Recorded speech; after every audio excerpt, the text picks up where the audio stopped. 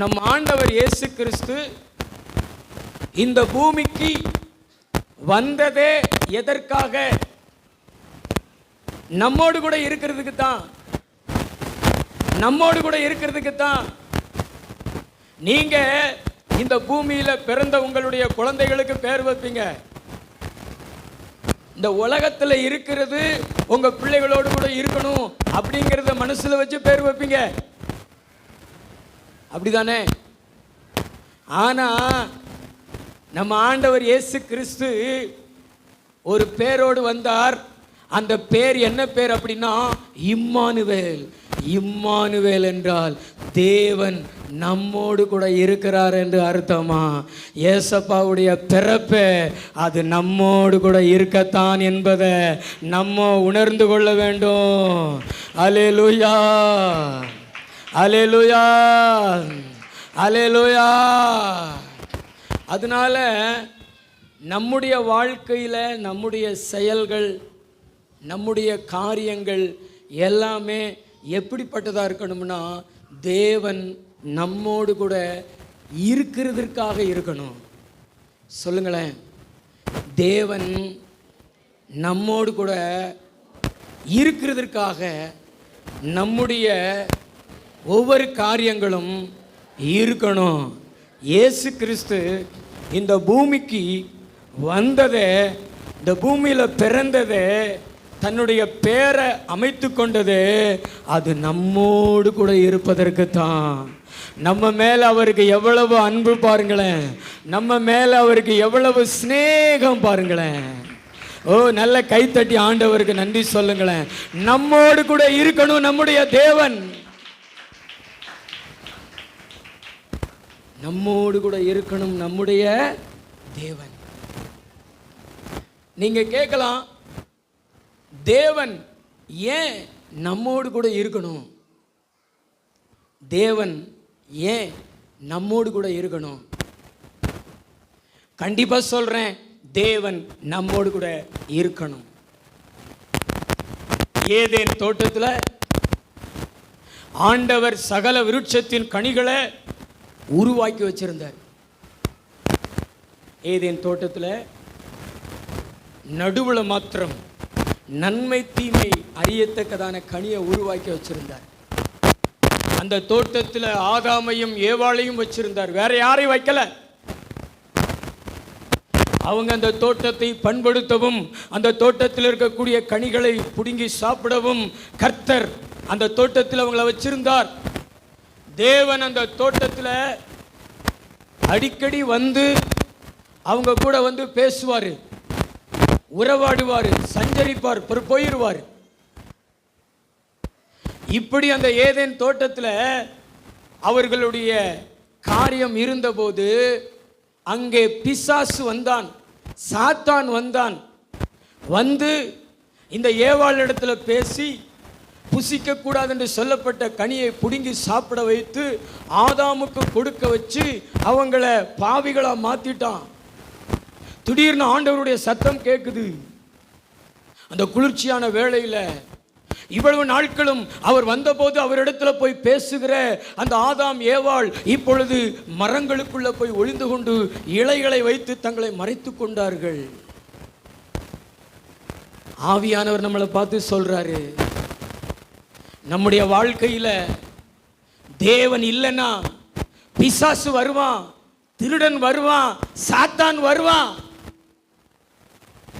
Eden தோட்டத்தில் ஆண்டவர் அப்பப்ப வந்துட்டு போனபடினால அவர் இல்லாத நேரத்தில் பிசாசு வந்து அவங்களை கவிழ்த்திட்டான், அவங்களை வீழ்த்திட்டான். இதை சிந்தனையில வைத்த நம் ஆண்டவர் இயேசு கிறிஸ்து இனி என்னுடைய பிள்ளைகளை விட்டு நான் பிரிய மாட்டேன்னு சொல்லிட்டு 2025 ஆண்டுகளுக்கு முன்னாடி இம்மானுவேலராக தேவன் நம்மோடு இருக்கிறவராக ஒரு நிமிஷம் கூட, ஒரு இமை பொழுது கூட என் பிள்ளைகளை விட்டு நான் பிரிஞ்சிடக்கூடாது. நான் என் பிள்ளைகளோடு கூட இல்லைன்னா பிசாசு வந்துருவானே, சாத்தா வந்துருவானே, என் பிள்ளைகளை கவுத்திடுவானே, என் பிள்ளைகளை நான் இழந்துருவேனே, என் பிள்ளைகள் கஷ்டப்படுவாங்களேன்னு சொல்லிட்டு ஆண்டவர் என்ன பேரோடு வந்தார் தெரியுமா? தேவன் நம்மோடு கூட இருக்கிறார். தேவன் நம்மோடு கூட இருக்கிறார். நல்லா தான் கையை தட்டி தேவனை மகிமைப்படுத்துங்களேன். நல்ல வாயை திறந்து, தம்பி வாயை திறந்து, இயேசு உன் கூட இருக்கணும்னு தான் வந்திருக்கிறாரு. உன் கூட இயேசு ஏன் இருக்கணும்? பிசாசுன்னு ஒருத்தர் இருக்கான்ல, அவன் உன் இடத்துல வந்துடுவான். இயேசு உன் கூட இருந்தார்னா சாத்தான் வரமாட்டான். சாத்தான் வரலன்னா பாவம் வராது. பாவம் வரலன்னா மரணம் வராது. மரணம் வரலன்னா பாதாளமும் நரகமும் வராது. ஆனால் சாத்தான் வந்ததுனால பாவம், மரணம், பாதாளம் வந்துருச்சு. இயேசு கிறிஸ்து தன்னுடைய பிள்ளைகளுக்கு ரட்சிப்பை உண்டாக்கி இன்னைக்கு இயேசு கிறிஸ்து நமக்குள்ள இருக்கிறாரு, நம்ம கூட இருக்கிறார். பக்கத்துல பார்த்து சொல்லுங்களேன், இயேசு கிறிஸ்து நமக்குள்ள இருக்கிறாரு, நம்மோடு இருக்கிறாரு. பிசாசு இன்னைக்கு நம்ம இடத்துல வருகிறது இல்லை. பிசாசு வராததுனால தான் நம்முடைய வாழ்க்கை ஆசீர்வாதமானதாக இருக்கிறது. இந்த பிசாசு இன்னும் உங்க வீட்டுக்குள்ள, உங்க வாழ்க்கைக்குள்ள வராதபடிக்கு தேவனை எந்த அளவிற்கு உங்க வாழ்க்கையில பெற்றுக்கொள்ள முடியுமோ பெற்றுக்கொள்ளுங்க. தேவன் உங்களோடு என்றால் சாத்தான் உங்களை விட்டு வெளியே. உங்களுக்கும் சாத்தானுக்கும் சம்பந்தமே கிடையாது. உங்களுக்கும் பிசாசுக்கும் சம்பந்தமே கிடையாது. நான் சொல்றத புரியுதா? எத்தனை பேருக்கு புரியுது? ஆவியானவர் உங்க கூட பேசுறாரு. ஏன் உங்க வாழ்க்கையில சாத்தான் வந்து கிரியை செய்கிறான்? ஏன் உங்க குடும்பத்துல சமாதானத்தை கெடுக்கிறான்? ஏன் உங்க குடும்பத்துல இழப்புகளை கொண்டு வருகிறான்? பிசாசு வந்து விட்டபடினால தானே. ஏசப்பா சொல்றாரு, இந்த கல்லின் மேல் என் சபையை கட்டுவேன், பாதாளத்தின் வாசல்கள் அதை மேற்கொள்ளுவதில்லை.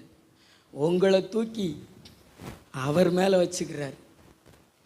நீங்க தேவன் அண்டை உங்களிடத்துல வந்து மோத வருகிற சாத்தானுடைய உடைகிறது மண்டை.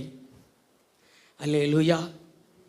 இந்த கல்லின் மேல் மோதுகிறவன் நொறுங்கி போவான். இது எவன் மேல் விழுகிறதோ அவனை அது நசிக்கப்படும். இயேசு கிறிஸ்துவின் மேலதான் இன்னைக்கு பிசாசு மோதி சிதறடிக்கப்படுகிறான். நீங்க கன்மலை கிறிஸ்துவுக்கு மேல இருக்கிறீங்க. அவர் உங்களுக்கு மேல வச்சிருக்கிறாரு. அவர் உங்களோடு, நீங்க அவரோடு. அதனாலதான் மரணமும் பாதாளமும் தோல்வி அடைந்து திரும்பி போகிறது. இயேசு கிறிஸ்து நம்மோடு கூட இருக்க வேண்டும். அதனுடைய அவசியம். சாத்தான் நம்ம இடத்துல வர முடியாது, நம்ம இடத்துல மோத முடியாது. அப்படி மோதுனா நொறுங்கி போயிடுவான். யோவான் 10:10 என்ன சொல்லுகிறார் தெரியுமா? திருடன், பிரதர், திருடன் திருடவும் கொல்லவும் அழிக்கவும் வருகிறான் என்று வேறொன்றுக்கும் வரான். சமாதானத்தை திருடுறான், உங்க ஆத்மாவை திருடுறான், உங்க பரிசுத்தத்தை திருடுறான். உங்களை நரகத்துக்குள்ள கொண்டு போவதற்கு அவன் போராடுகிறான். ஆவியானவர் உங்களை பார்த்து சொல்றாரு, தேவன் உங்களோடு கூட இருந்தா சாத்தானுக்கும் உங்களுக்கும் சம்பந்தமே கிடையாது. பக்கத்துல பார்த்து சொல்லுங்களேன், கடைசியில் இருக்கிறவங்க, தேவன் உங்களோடு கூட இருக்க வேண்டியதின் அவசியம் சாத்தானுக்கும் உங்களுக்கும் சம்பந்தமே இருக்காது. அதுக்கு தான் தேவன் உங்களோடு கூட. நல்ல கைத்தடி ஆண்டவருக்கு நன்றி சொல்லுங்க. ஹல்லேலூயா. நல்ல 2 கைகளை தட்டி இயேசுவே. எவ்வளவுதானே உங்க கை தட்டி?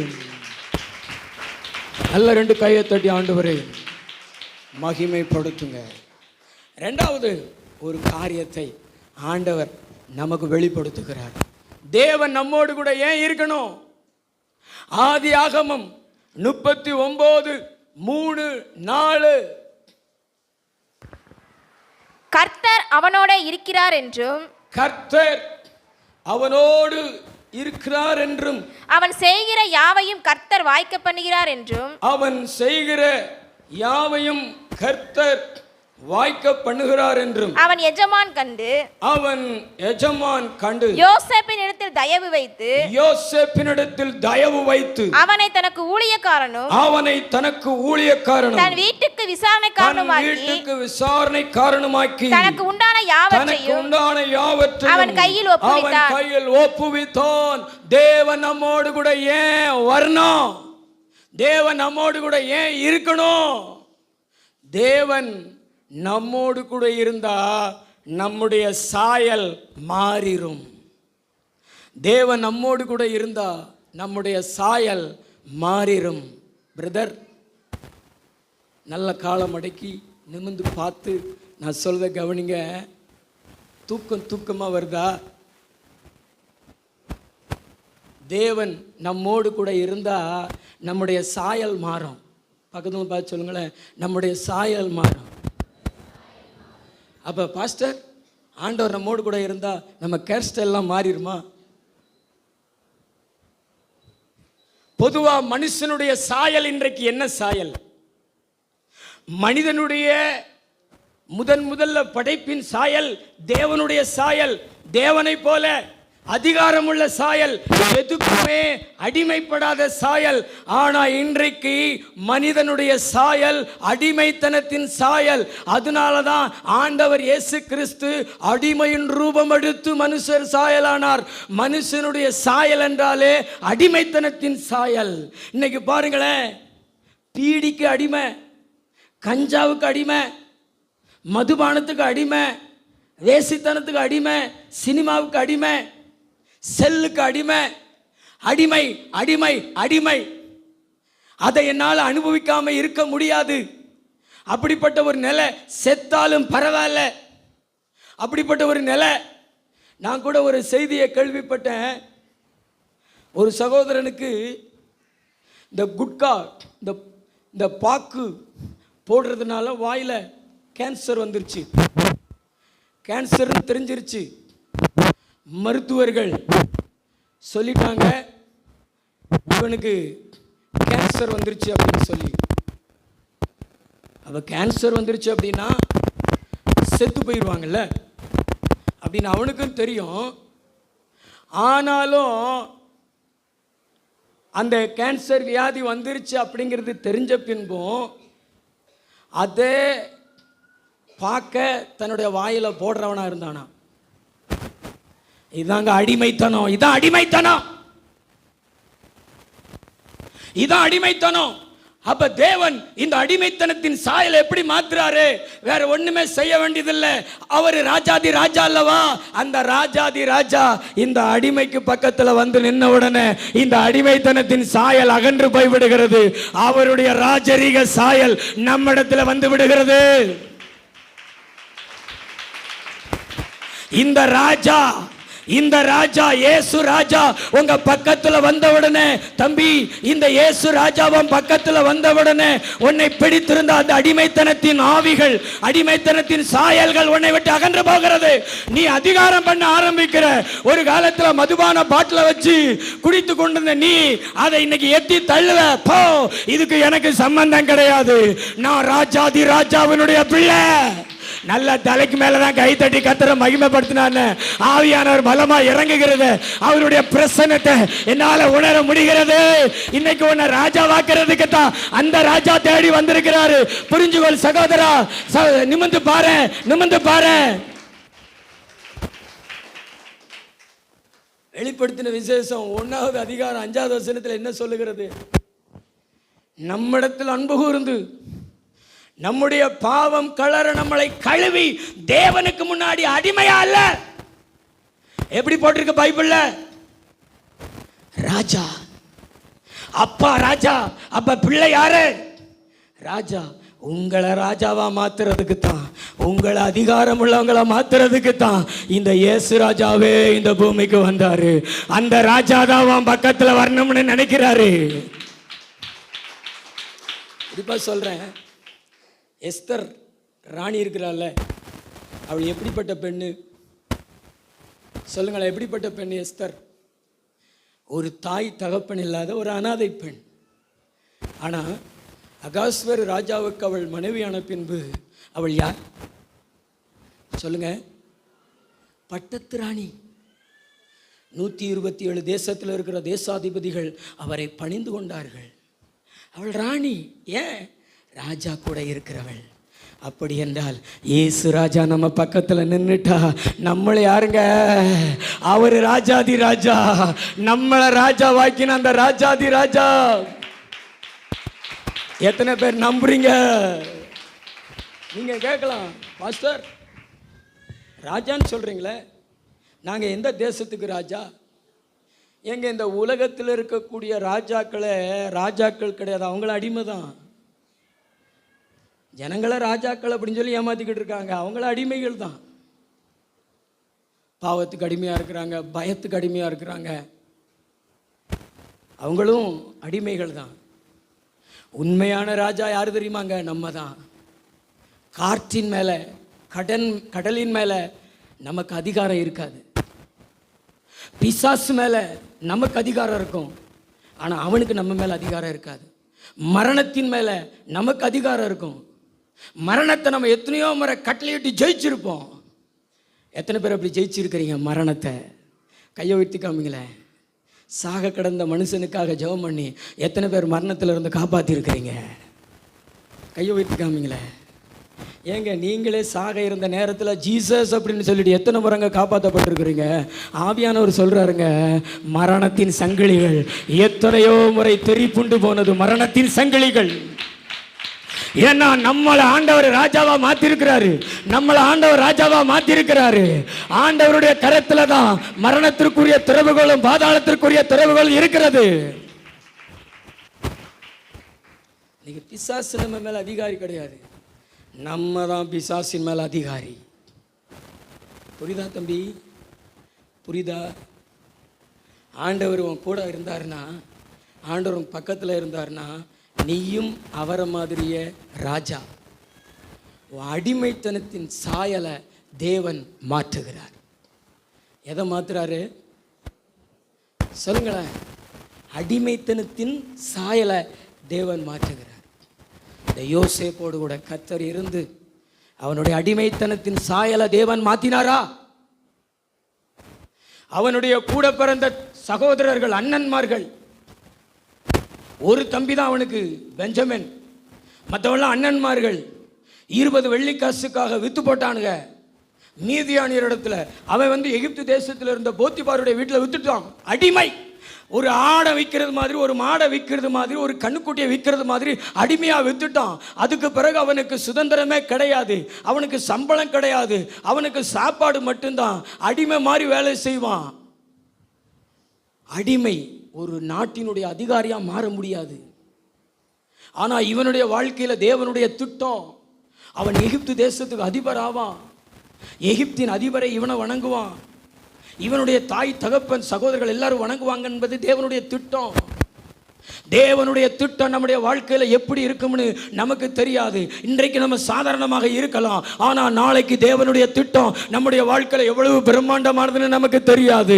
ஆவியானவர் நம்மளை பார்த்து சொல்றாரு, உங்களுடைய வாழ்க்கையில தேவனை மாத்திர உங்களோடு கூட வைத்துக் கொள்வீர்கள் என்றால், உங்கள் வாழ்க்கையில தேவன் வைத்திருக்கிற அந்த தேவனுடைய திட்டம், அந்த பெரிய திட்டம், அந்த விசாலமான திட்டம் உங்க வாழ்க்கையில நிறைவேறுவதற்கு அது தடையா இருக்காது. இந்த யோசேப்பு தேவனை வைத்துக் கொண்டான். யோசேப்போடு கூட தேவன் இருந்தாரு. போத்திபாருடைய வீட்டில் யோசேப்பு இருக்கும்போது யோசேப்பை கூட தேவன் இருந்தாரு.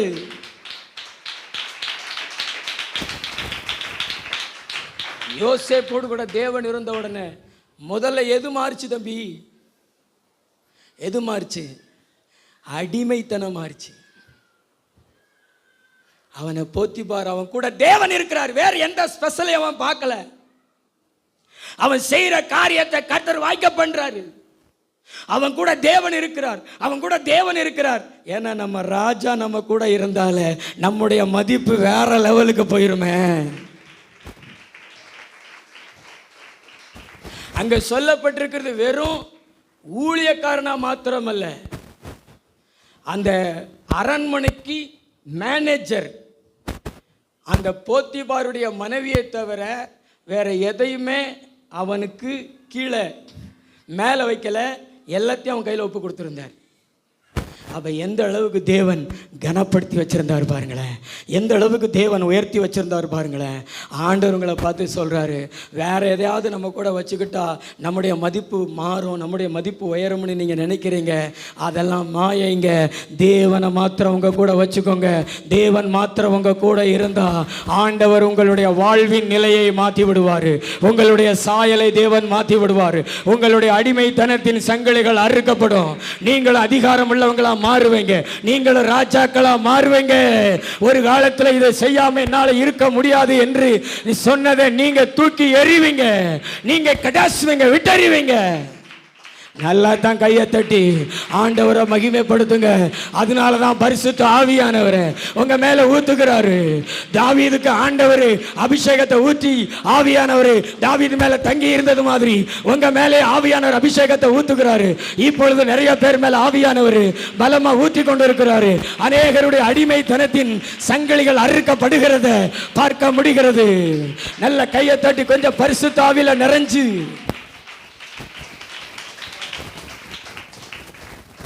நிறைய அடிமைகளை பார்க்க முடியும்.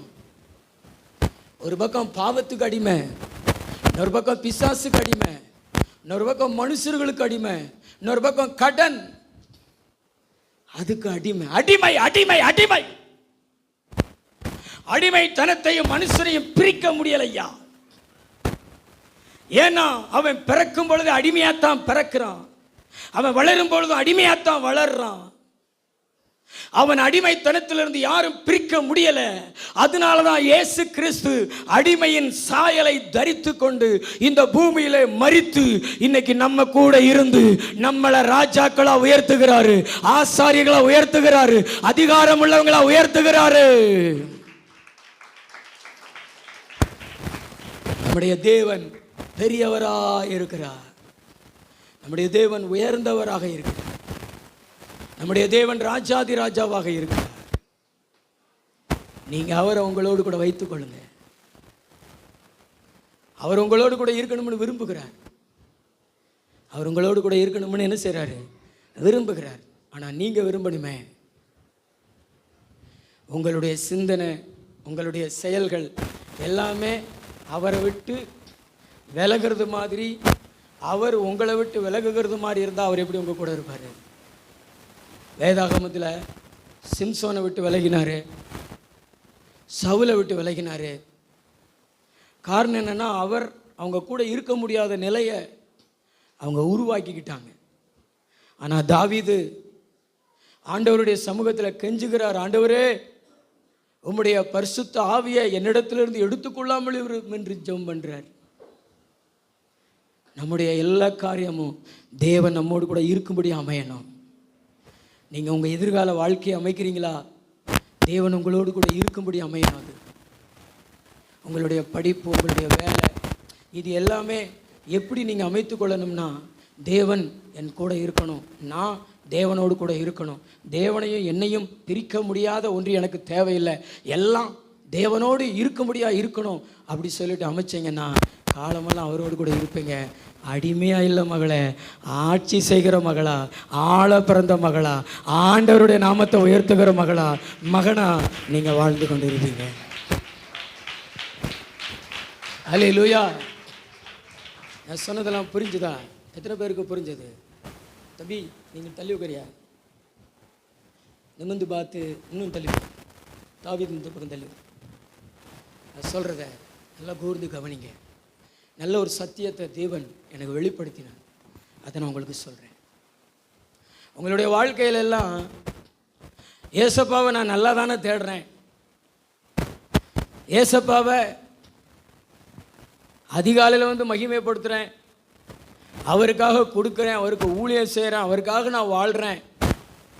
ஆனால் என் வாழ்க்கையில் என்னுடைய சொந்த பந்தங்கள், என்னுடைய உடன்பிறப்புகள் என்னை விட்டு பிரிஞ்சு போயிட்டாங்களே, நான் தனிமையில் வாடுறேனே,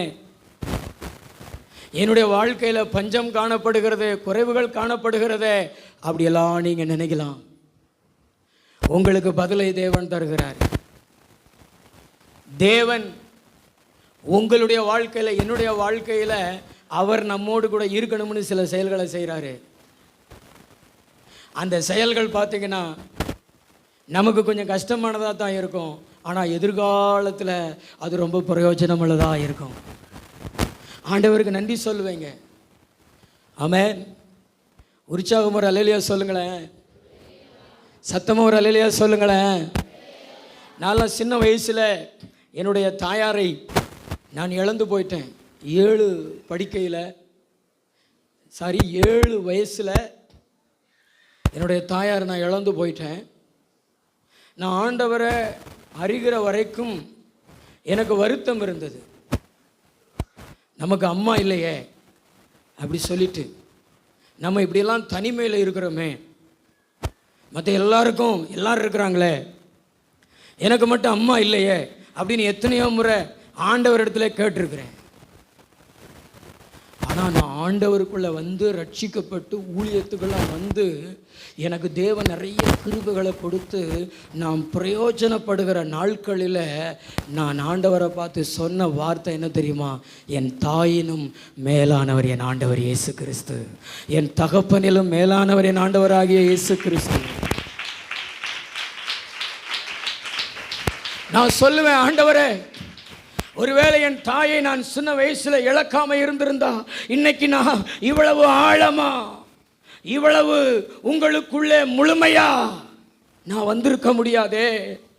இன்னைக்கு உங்களுக்குள்ளே ஆவிக்குரிய வாழ்க்கையில யாராலும் பிரிக்க முடியாத, யாராலும் எடுக்க முடியாத அளவிற்கு ஆழமாக உங்களுக்குள்ள நான் இருக்கிறேன்னா எனக்கு ஆண்டவர் நீர் என்னோடு கூட இருக்கணும்னு சொல்லி என்னுடைய வாழ்க்கையில சின்ன வயசுலயே நீங்க போட்ட அஸ்திவாரம் தான் ஆண்டவரே, நீங்க செய்த செயல்கள் தான் ஆண்டவரே. ஆவியானவர் உன்னை பார்த்து சொல்றாரு, ஓ உன்னுடைய வாழ்க்கையில என்ன நடந்தாலும் உன்னுடைய எதிர்காலத்தை மனசுல வச்சு உன்னுடைய பிரயோஜனத்துக்காக, நன்மைக்காகத்தான் கர்த்தர் அதை செய்வாரு. நல்ல தலைக்கு மேல கூட கை தட்டி இந்த தேவாதி தேவனை மகிமைப்படுத்துங்களேன்.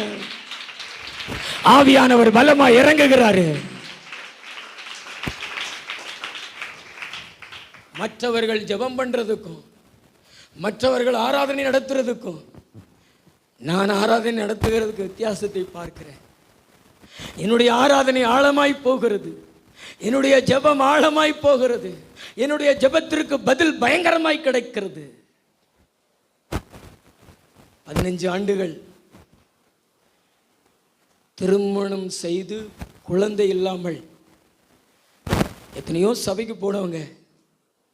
ஆனால் நம்ம சபைக்கு வந்த பின்பு நேற்று வாலிபர் கூட்டம் நடக்கும் பொழுது அவங்க போன் போட்டு சொன்னாங்க, பாஸ்டர் எங்களுக்கு ஒரு ஆண் குழந்தை பிறந்திருக்கிறது என்று. ஹல்லேலூயா. எத்தனை ஆண்டுகள் சொல்லுங்களேன்? 15 ஆண்டுகள். அவங்களுக்கு ஆச்சரியம், அவங்களுக்கு அதிர்ச்சி. தேவன் நம்முடைய ஜெபங்களுக்கு பதில் கொடுத்தார். ஜெபங்களுக்கு இன்னும் பதில் கொடுத்து கொண்டிருக்கிறார். காரணம், நாம் அவருக்குள்ளே ஆழமாக, நாம் அவருக்குள்ளே முழுமையாக, அவரையும் நம்மளையும் எடுக்க முடியாத அளவிலே, பிரிக்க முடியாத அளவிலே அன்பும் உறவும் இருக்கிறது. அதுக்கு காரணம், 7 வயசுல நான் தனிமைப்படுத்தப்பட்டேன். 26 வயசு வரைக்கும், திருமணம் செய்கிற வரைக்கும் தனிமை தனிமை தனிமை தனிமை. ஆனால் இந்த தனிமையின் நாட்களை தேவன் என் வாழ்க்கையில ஏன் அனுமதித்தார், என்னை ஏன் ஆண்டவர் தனிமைப்படுத்தினார் என்பதை நான் புரிந்து கொண்டேன். அந்த தனிமையாக இருந்த நாட்களிலே தேவன் என்னோடு கூட இருந்தார். இன்னைக்கு தேவன் உங்களோடு கூட இருப்பதற்கு அவர் செய்கிற செயல்கள் என்ன தெரியுமா? உங்களை ஆண்டவர் தனிமைப்படுத்துவார். உங்களோடு கூட இருப்பதற்கு உங்கள் தாய் தகப்பனை விட்டோ, உங்களுடைய உடன் பிறந்த சகோதரர்களை விட்டோ, உங்களுடைய இனஜன பந்துகளை விட்டோ கர்த்தர் தனிமைப்படுத்துவார். ஏன்னா நீங்க மட்டும் இருந்தாதான் அவர் உங்களோடு கூட இருக்க முடியும். நீங்க ஒரு கேங்கோடு இருந்தீங்கன்னா அவர் உங்களோடு கூட இருக்க முடியாது. அப்படி என்றால் அவர் உங்களோடு கூட இருக்கணும்னு சொல்லிதான் சிலர் அவங்களை விட்டு எடுப்பாரு, சிலர் அவங்களை விட்டு பிரிப்பாரு. உங்களுக்கே காரணம் தெரியாது, இவர்களெல்லாம் ஏன் நம்மளை விட்டு போயிட்டாங்க, ஒரு காரணம் இல்லையே அப்படி நீங்க யோசிப்பீங்க, தேவன் உங்களோடு கூட இருக்கணும்னு விரும்பிட்டாரு, தேவன் உங்களை நினைச்சிட்டாரு, தேவன் உங்களை நேசிச்சிட்டாரு. அதனாலதான் ஆண்டவர் உங்களை தனிமைப்படுத்துகிறார். ஆண்டவர் உங்களை தனிமைப்படுத்துகிறார். இன்னைக்கு நீ தனிமையா இல்ல மகளே, நீ அப்பா இல்லாத பிள்ளை அல்ல, நீ அம்மா இல்லாத பிள்ளை அல்ல, நீ சகோதரர்கள் இல்லாத பிள்ளை அல்ல. உன்னோடு ஒன்ன படைச்ச தேவாதி தேவன் தாயாக, தகப்பனாக, சகோதரனாக உனக்கு ஒவ்வொன்றுக்கு ஒவ்வொன்றாக இருக்கிறார். இயேசு இருக்கிறார், உன்னோடு இருக்கிறார். தலைக்கு மேல கூட கை தட்டி இந்த தேவாதி தேவனை மகிமைப்படுத்துங்களேன்.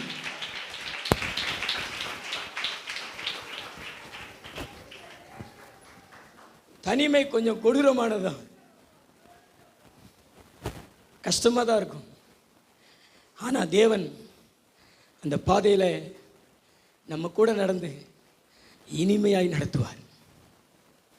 இந்த யோசேப்பு அவங்க வீட்டில் பிறந்தவங்களே நல்லவன். யோசேப்பு கூட பிறந்தவங்க 13 பேர். ஒரு பொம்பளை பிள்ளை, அவள் பேரு தீனாள், தீந்தே போயிட்டா.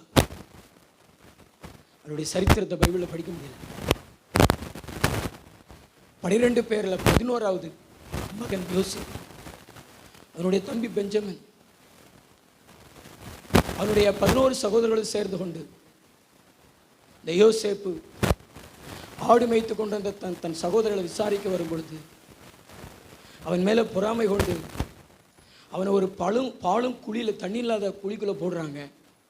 அதில் ஒருவன் நம்முடைய சகோதரனை நம்ம ஏன் கொலை செய்யணும், இந்த மீதியானத்தில் விற்று போட்டுருவோம்னு சொன்ன உடனே 20 வெள்ளிக்காசுக்கு விற்று போட்டுறாங்க. எகிப்து தேசத்தில் தனிமை,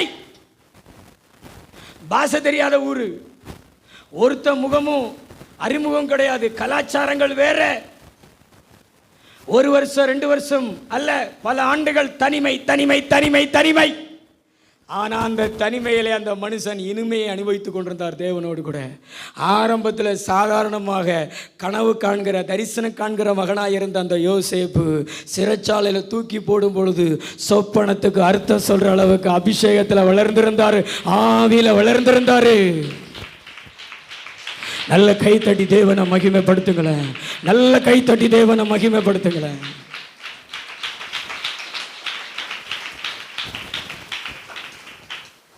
தனிமை என்பது என்ன தெரியுமாங்க?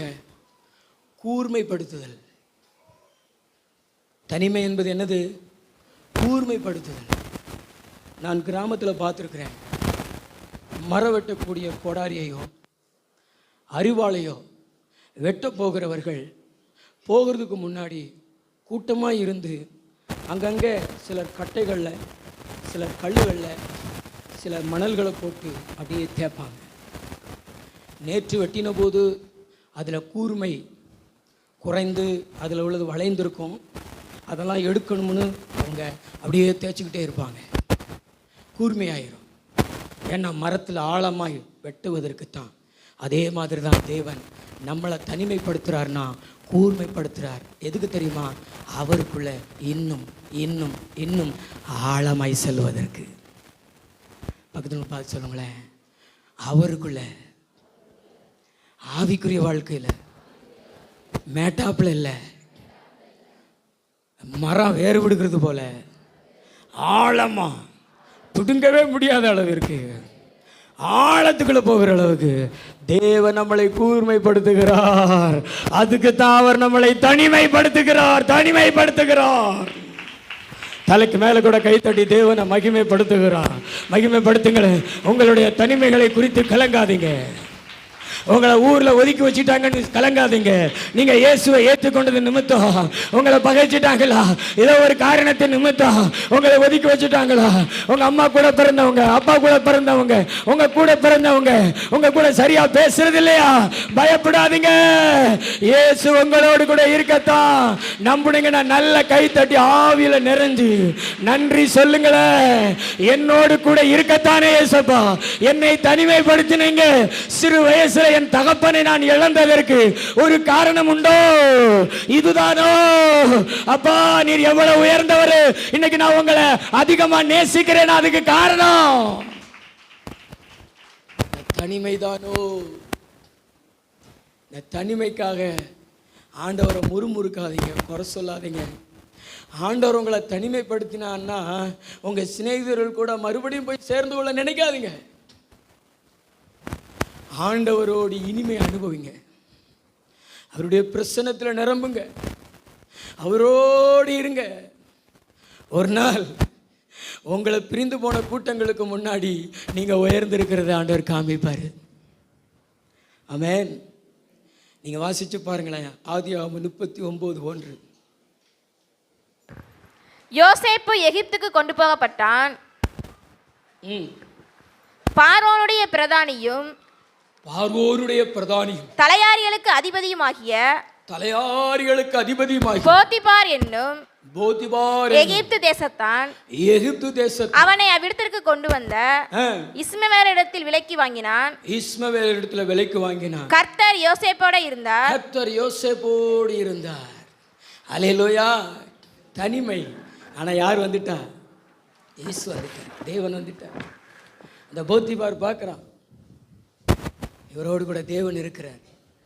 முதல்ல சாதாரணமாக நினச்சிருப்பான், ஒரு எபிரேய பிள்ளையாண்ட நல்ல வாட்டுசாட்டமான பாடி, நல்லா உழைக்கலாம் இந்த தம்பி, இவன் உழைப்பின் மூலமாக நம்ம பலனடையலாம் அப்படிலாம் நினச்சிக்கிட்டு இருந்தான். ஆனால் அவன் ஞானம் உள்ளவனா, அறிவுள்ளவனா, அவன் காரிய சித்தி உள்ளவனா இருக்கிறத பார்த்து இவன் ஆராதிக்கிற தெய்வம் அவன் கூட இருக்கிறாருன்னு சொல்லிட்டு அவனை அடிமைத்தனத்தில் விடுவித்து அவனை ஊழியக்காரனாக மாற்றிட்டான். அவனுடைய தனிமை மாறுகிறது. இயேசு அவனோடு கூட இருக்கிறார்.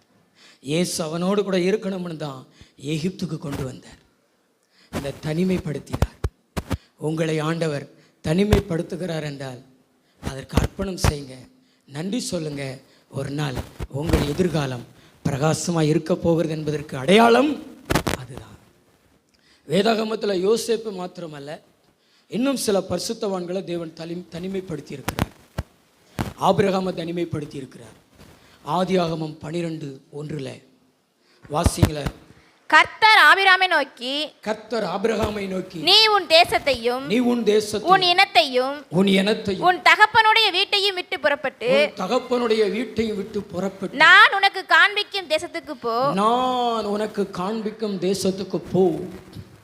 அல்லேலூயா. தேவன் தன்னிடத்தில் அழைக்கிறார் ஆபிரகாமை. எப்படி அழைக்கிறாரு? நீ மட்டும் வா. எப்படி அழைக்கிறாரு? நீ மட்டும் வா. எப்படி அழைக்கிறாரு? பக்கத்தில் பார்த்து சொல்லுங்களேன். நீ மட்டும் வா. அவன் மனைவியை கூட்டு வா, அவன் பிள்ளைகளை கூட்டு வா. ஆனால் உன் தாய், உன் தகப்பன், சித்தப்பா மகன், பெரியப்பா மகன், சொந்த பந்தம் இதெல்லாம் வேண்டாம். ஏன்னா அப்படி ஒரு கேங்கோடு இருந்தேன்னா நான் உன் கூட இருக்க முடியாது. இருக்க விட மாட்டாங்க. இன்றைக்கி இருக்கிற சிநேகிதர்கள் இருக்க விடுறாங்களா தம்பி? என்னைக்காவது உன்னை ஜெபிக்க விடுறாங்களா? உடனே ஃபோன் போட்டு வா பாலாருக்கு போகணும்னு கூப்பிட்றாங்களா?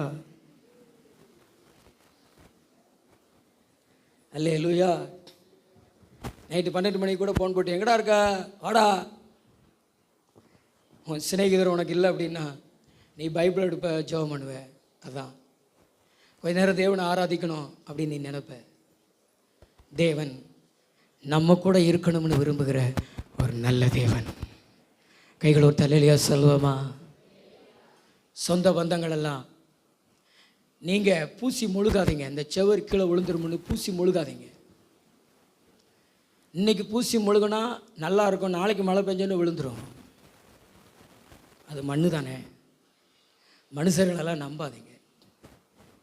இருந்தால் ஸ்தோத்திரம், இல்லாட்டாலும் ஸ்தோத்திரம். ஆனால் தேவன் மாத்திரம் உங்கள் கூட இருக்கணும்னு விரும்புங்க. ஆமென். இன்னொரு மனுஷன் தன்னை தனிமைப்படுத்தி கொண்டார்.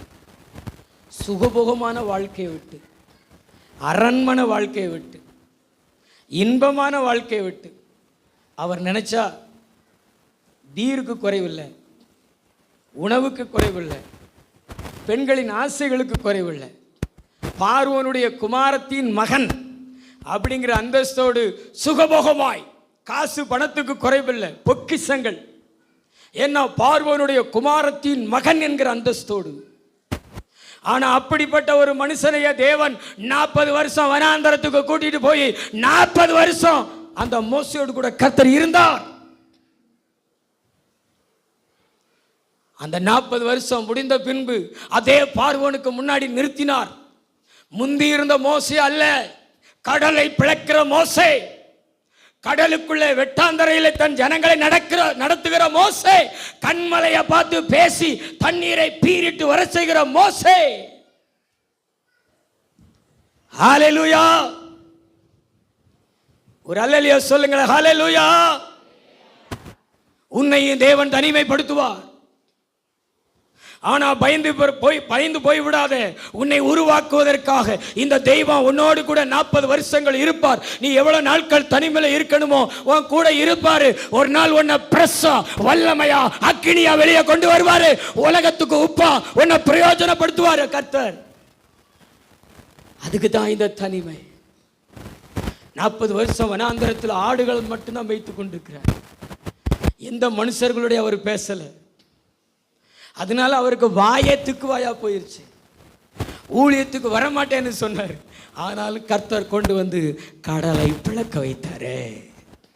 அந்த வசனத்தை வாசிங்களா. அப்போஸ்தலர் 7:28-29. நேற்று நீ அந்த எகிப்தியனை கொன்றது போல என்னையும் கொன்று போட மனதா இருக்கிறாயோ என்றான்.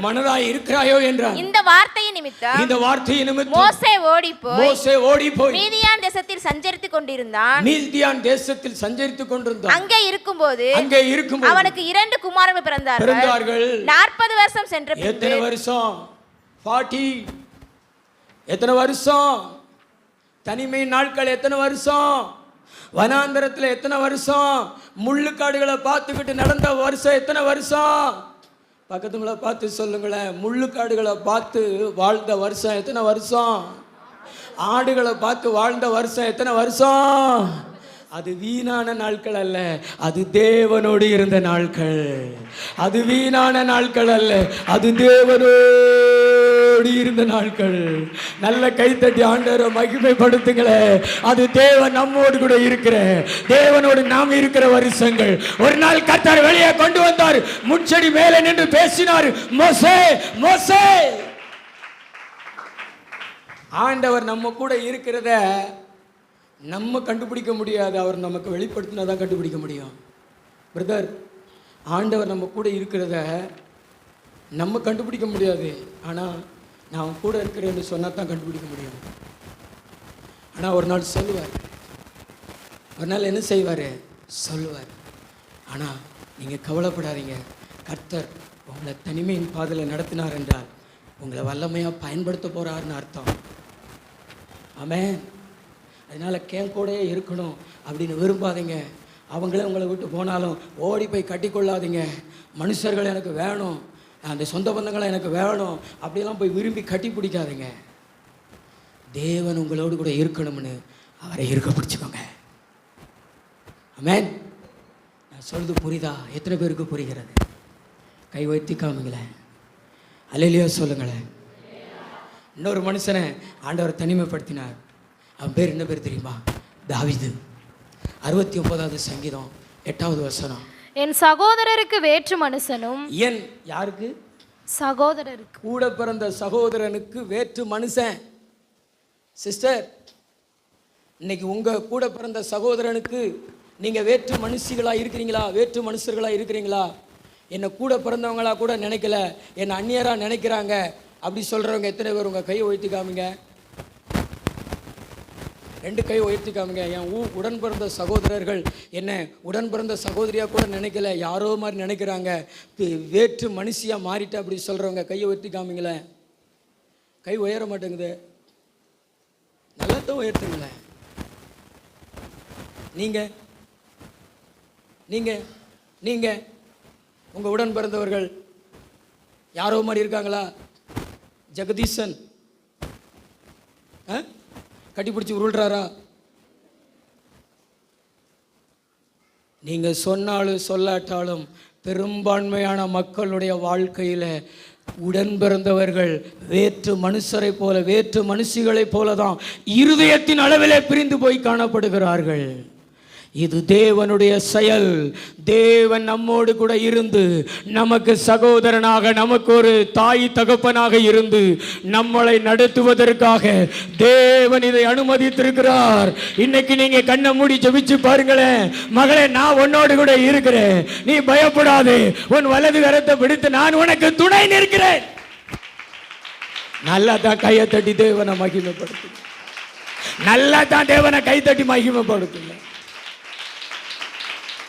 உங்க சகோதரர்கள் உங்களை வேற்று மனுஷிகளா நினைச்சா பயப்படாதீங்க. இவ்வளவு நாட்களும் உங்களை உடன் பிறந்த சகோதரியா நினைச்சு உயிரை கூட கொடுத்து விட துணிந்து இருந்தவர்கள் இன்றைக்கு வெறுப்பதற்கு காரணம் தேவன் உங்களோடு கூட இருக்கணும்னு சொல்லி இந்த தனிமையின் பாதையில நடத்துகிறார். ஆனா நீங்க வெட்கப்பட்டு போக மாட்டீங்க. நிச்சயமாக தாவீது மாதிரி ஒரு நாள் அரியணையில உட்கார்ந்து இருப்பீங்க, ஆசீர்வாதமான நிலையில உட்கார்ந்து இருப்பீங்க. உங்களை தள்ளினவர்களுக்கு முன்னாடி, உங்களை புறக்கணித்தவர்களுக்கு முன்னாடி, உங்களை வேற்று மனுஷி போல நினைத்தவர்களுக்கு முன்னாடி, இவங்களால நமக்கு என்ன லாபம், இவங்களால நமக்கு என்ன பிரயோஜனம்னு நினைச்ச மனுஷர்களுக்கு முன்னாடி தேவன் அரியணையில உட்கார வச்சிருப்பாரு. ஆடுகள் பின்னாடி அலைஞ்சுக்கிட்டு இருக்கிற நீ ஒரு நாள் அரியணையில இருப்ப மகளே. நம்புடி, நான் தலைக்கு மேல கை தட்டி கொஞ்சம் நல்ல ஆவில நிறைஞ்சு உனக்கு தான் கர்த்தர் சொல்றாரு. உன் பிள்ளைகளுக்கு யார் இருக்கான்னு நீ நினைக்கிற? உன் பிள்ளைகளுக்கு இயேசு இருக்கிறாரு, உனக்கு இயேசு இருக்கிறாரு, உன்னை நடத்துவாரு, நீதியின் பாதையில நடத்துவாரு. அவருடைய நீதியின் வலது கரத்தினால உன்னை தாங்குவாரு. நீ எதுக்கும் பயப்பட தேவையில்லை.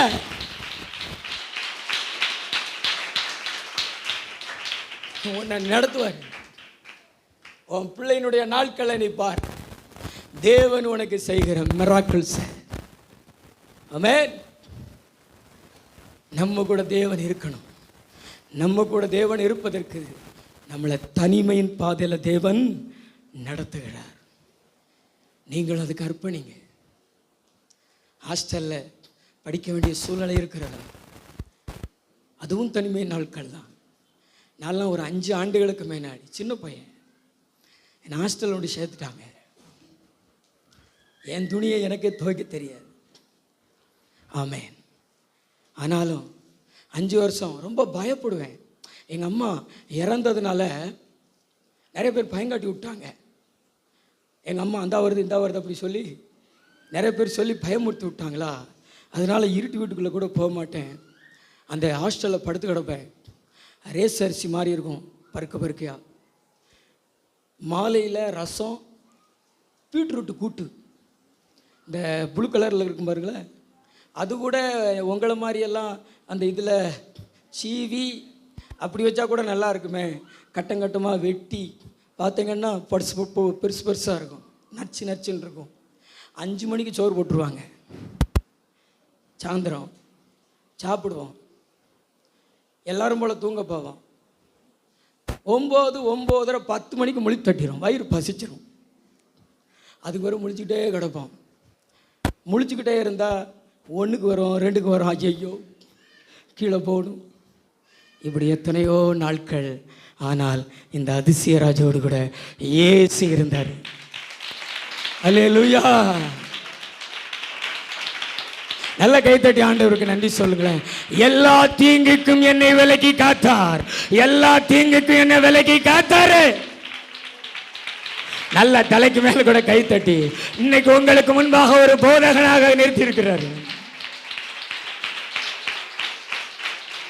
ஆமென். துன்பத்தை கண்ட நாட்களுக்கு சமமாய் நம்மளை மகிழ்ச்சியில நடத்துவதற்கு தான் கர்த்தர் இப்ப நடத்திக்கிட்டு இருக்கிறாரு. தனிமையை கண்டு பயப்படாதீங்க, இயேசு உங்களோடு. பக்கத்தில் பார்த்து சொல்லுங்களேன்.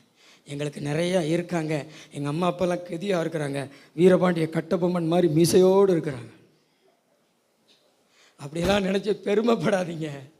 யாருக்கும் இல்லை அப்படின்னா அவங்கள பார்த்து ஏளனமாக நினைக்காதீங்க. உங்களுக்காக வீரபாண்டிய கட்டபொம்மன் போல மீசை, ஆனால் எங்களுக்கு வீரபாண்டியவனையே படைச்ச எங்கள் தேவாதி தேவன் எங்கள் கூட இருக்கிறாரு. கைத்தட்டு வர மாட்டேங்குது பாருங்களேன், கைத்தட்டு வர மாட்டேங்குது. உனக்கு தான் ஆண்டவர் பேசுறாரு பிரதர், உங்களுக்காக தான் ஆண்டவர் பேசுறாரு. உனக்காக யாரும் இல்லைன்னு நினைக்காத. நீ அனாதை கிடையாது. நீ அந்நிய ஊர்ல அந்நிய தேசத்துல வந்து நிக்கிறேன்னு நினைக்கிறியா? உன் கூட நான் இருக்கிறேன், உன்னை பலப்படுத்துவேன், இன்னும் உனக்கு சகாயம் பண்ணுவேன், உன் பிள்ளைகளுக்கு சகாயம் பண்ணுவேன். என் நீதியின் வலது கரத்தினால உன்னை உன் குடும்பத்தையும் தாங்குவேன்.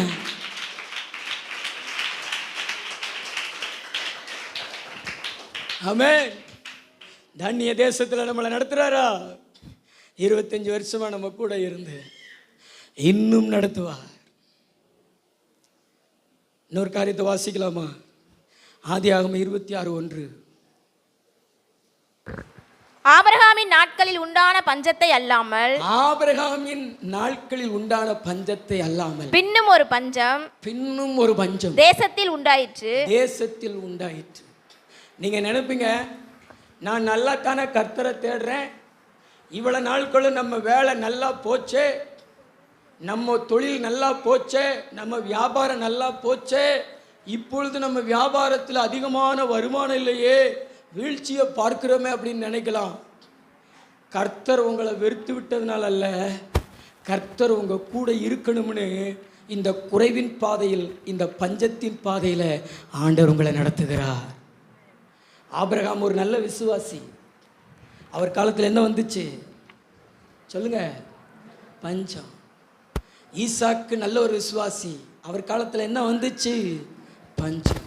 பக்கத்துல பார்த்துருங்க, நீங்கள் நல்ல விசுவாசி தான். சத்தமாக சொல்லுங்க, நீங்கள் நல்ல விசுவாசி தான்.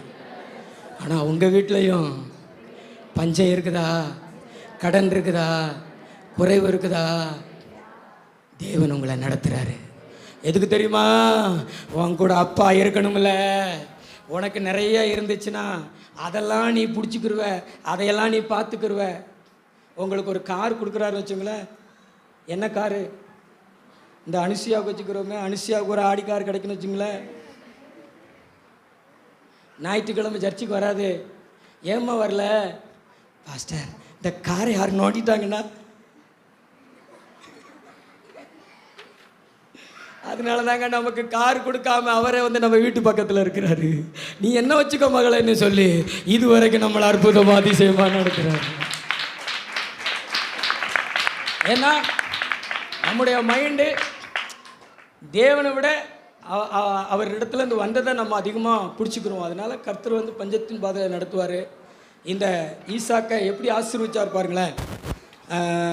ஆதியாகமம் 26:12 வாசிங்க. ஈசாக்கு அந்த தேசத்தில் விதை விதைத்தான். ஈசாக்கு அந்த தேசத்துல விதை விதைச்சான். கர்த்தர் அவனை ஆசீர்வதித்ததினால், கர்த்தர் அவனை ஆசீர்வதித்தபடினால் அந்த வருஷத்தில் 100 மடங்கு பலன் அடைந்தான். 100 மடங்கு பலன். இதுக்கு தான் கர்த்தர் நம்மளை பஞ்சத்துல நடத்தினாரு. இதுக்கு தான் ஆண்டவர் நம்மளை குறைவுல நடத்தினாரு. அதாவது உலகம் நல்ல நிலையில இருக்கையில எல்லாரும் நல்லா தான் இருப்பாங்க.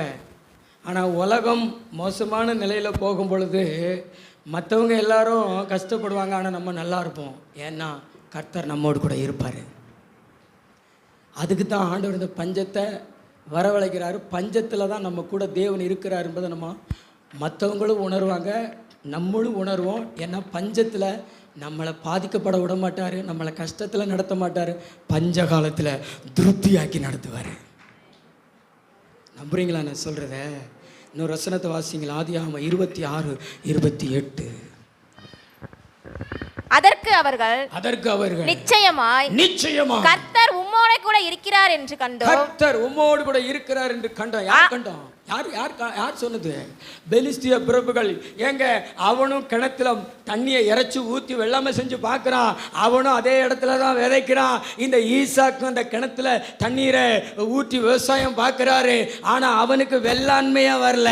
ஆனால் ஈசாக்குக்கு அந்த பஞ்ச காலத்திலையும் அந்த தேசத்திலையும் 100 மடங்கு பலன் வந்தது. அதுக்கு பிறகு அவன் சொன்னான், இது தேவனுடைய செயலடா, இந்த ஈசாக்கு தனிமையானவன் கிடையாதடா, இந்த ஈசாக்கு அனாதை கிடையாதடா, அவன் கூட அவனை படைச்ச கர்த்தர் இருக்கிறாரா, அதனால தான் அவனுக்கு 100 மடங்கு பலன், அதனால தான் அவன் பெரிய ஆள் ஆயிட்டான். இவன் கூட கர்த்தர் இருக்கிறாரு, இவன் கூட இனி பிரச்சனைக்கு போக கூடாது, இவன் கூட இனி சமாதானம். இதுக்கு முன்னாடி உங்க கூட சண்டை ஓட்டவன் பகைச்சவன்லாம் இனி கை கொடுத்து உங்க கூட சமாதானமாவான். ஏன்னா உங்களை குறித்த பயம் இல்லை, உங்களோடு இருக்கக்கூடிய தேவனை குறித்த பயம். இவன் ஆராதிக்கிற தெய்வம் நம்மளை போட்டு தள்ளிடக்கூடாது. பக்கத்துல தான் சொல்லுங்களேன், ஆண்டவர் பஞ்சத்தில் நடத்துறாரா? கையை பிடிச்சி நல்லா சத்தமாக சொல்லுங்க, பஞ்சத்தில் நடத்துறாரா? நெஞ்சத்தை நிமித்தி எங்களோடு தேவன், நாங்கள் தேவனோடு நடங்கள 100 மடங்கு பலன். வர வர விருத்தி. பெரிய ஆளு தான். கர்த்தர் உங்களோடு இருக்கிறாருன்னு நீங்கள் சொல்ல மாட்டீங்க. சண்டையில் சொல்லுவாங்க, அவங்க கூட சண்டைக்கு போகாதரா, அவங்க கூட கர்த்தர் இருக்காரா. எல்லா ஆஃபீஸ் படித்தாலும் அவன் ஆஃபீஸில் மட்டும் பாதுகாப்பு வச்சிருக்காரா, பாதுகாப்பு வச்சிருக்கிறாரா. ஏசப்பா, அவன் கூட கர்த்தர் இருக்காரா. நேத்து ஒண்ணுமில்லாம இருந்தான்டா, இன்னைக்கு பெரிய ஆள் ஆயிட்டான்டா. ஓ, இவன் ஆராதிக்கிற தெய்வம் உண்மையான தெய்வம்னு உங்க கூட சர்ச்சுக்கு வந்துருவான். ஒரு காலத்துல உங்களுக்கு எதிரியா இருந்தவன் இன்னைக்கு உங்களுக்கு சாதகமா.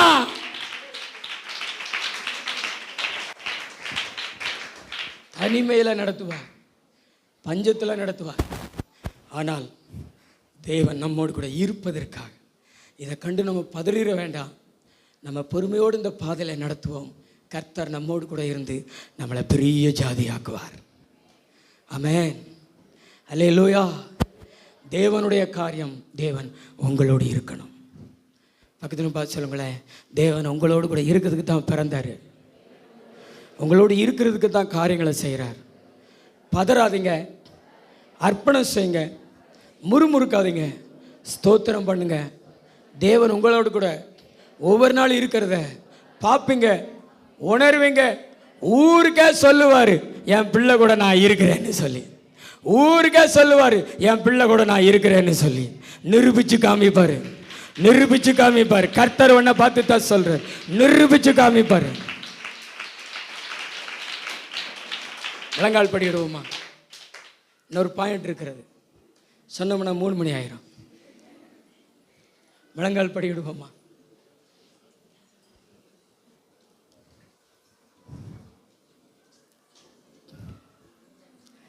தனிமையின் பாதையிலே எஜமா,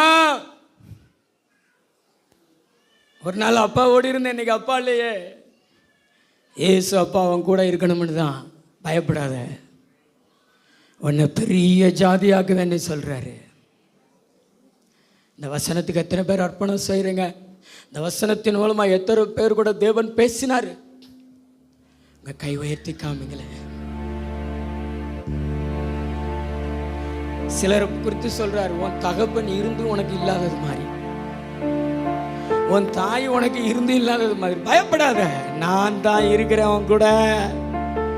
உன் பிள்ளைகள் கூட நான் இருக்கிறேன். உன் பிள்ளைகளை நான் கையில ஏந்தி வச்சிருக்கிறேன். மகளே, நீ சுமக்கல, நான் சுமந்து நடத்தி கொண்டிருக்கிற. நீ எந்த பாதிப்பையும் அடைய மாட்ட. எனக்குள்ள நீ ஆழமா வரணும்ல. நல்ல அந்நிய பாஷை பேசுங்களேன். ஆவியானவர் இந்த ஆலயத்துல நீங்க எங்க இருந்தாலும் அங்க வந்து உங்களை தொடுறாரு, உங்க மேல கைய வைக்கிறாரு, அபிஷேகத்துல நிரப்புறாரு. சில வாலிப பிள்ளைகளை கர்த்தர் தொடுறாரு, கர்த்தர் தொடுறாரு. நீ அனாதை அல்ல, உனக்கு அப்பா இருக்கிறாரு. வாலிப தம்பி, நல்ல ஸ்தோத்திரம் பண்ணு, நிறைய ஸ்தோத்திரம் பண்ணு. நல்ல கை தட்டி, வேகமா கை தட்டி ஸ்தோத்திரம் பண்ணு. உன்னை நிரப்புவார். நல்ல கை தட்ட, நம்பிக்கையோடு கை தட்ட. நிறைய பேர் நல்ல கை தட்டுங்க. அப்பாவோடு போங்க. அப்பா உங்களோடு கூட இருக்கிறாரு. அப்பா உங்களோடு கூட இருக்கிறாரு. ஏசு அப்பா உங்களோடு கூட இருக்கிறாரு. பயப்படாதீங்க. மறுபடியும் மறுபடியும் சொல்றார். நிறைய பேர் நினைக்கிறீங்க எனக்கு அப்பா இல்லைன்னு. ஓ, இயேசு உனக்கு அப்பாவா இருக்கிறாரு. சின்ன வயசுலயே எங்க அப்பாவை இழந்துட்டேன்னு நீ நினைக்கிற, உனக்கு இயேசு அப்பாவா கூட வரணும்னு அதை அனுமதிச்சுட்டாரு. இனி பயப்படாத, நீ தீங்கை காணாதிருப்பாய். உன்னை தைரியப்படுத்துறாரு, உன்னை பலப்படுத்துறாரு, உன்னை புல்லுள்ள இடங்களில மேய்ப்பாரு, அமர்ந்த தண்ணீரண்டில் கொண்டு போய் சேர்ப்பாரு. நன்றி இயேசுப்பா, பேசின வார்த்தைகளுக்காய் நன்றி. வந்த மக்கள் எல்லாரையும் ஆசீர்வதிங்க. இரத்த கோட்டைகளை மாறிங்க, சாட்சியா நிறுத்துங்க. இந்த வாரம் முழுதும் கூட இருங்கப்பா. பிள்ளைகள், குடும்பங்களை ஆசீர்வதிங்க. நீங்க கூட இருக்கிறதற்காய் நன்றி. இம்மானுவேலரா இருக்கிறதற்காய் நன்றி. தொடர்ந்து நடத்துங்க, பலப்படுத்துங்க, காத்துக்கொள்ளுங்க. எல்லாருமே நம்முடைய ரத்தத்தை தெளிக்கிறோம். இயேசு கிறிஸ்துவின் மூலம் ஜெபிக்கிற நல்ல பிதாவே.